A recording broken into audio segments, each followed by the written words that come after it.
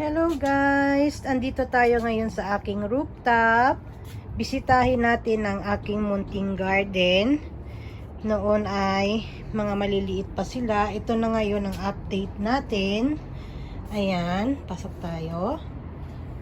Ito na po ang aking munting patatas. Lumago na po ang kanyang dahon. Ayan. And then, ito po yung aking strawberry na tanim. Lumago na din. Yung aking tanglad. And then, yung aking pipino, ampalaya, kamatis, talong. Ayan yung mga seedlings ko na tinanim. Ayan, maliliit pa sila. Meron tayong mga tanim dyan. At ito yung ating pechay na tanim. And then, sili. And then, yung ating kamote. May mga talbos na. Yung ating okra.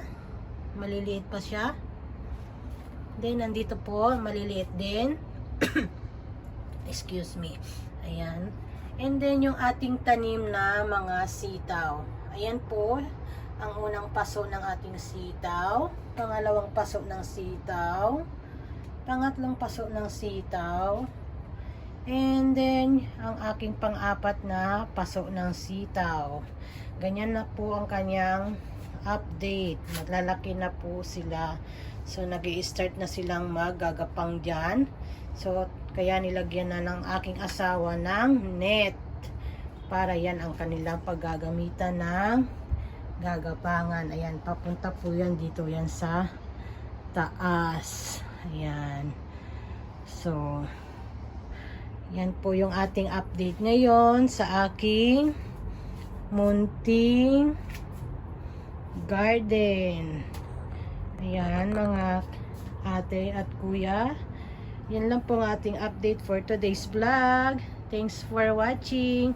Bye-bye. Sayonara. Matane.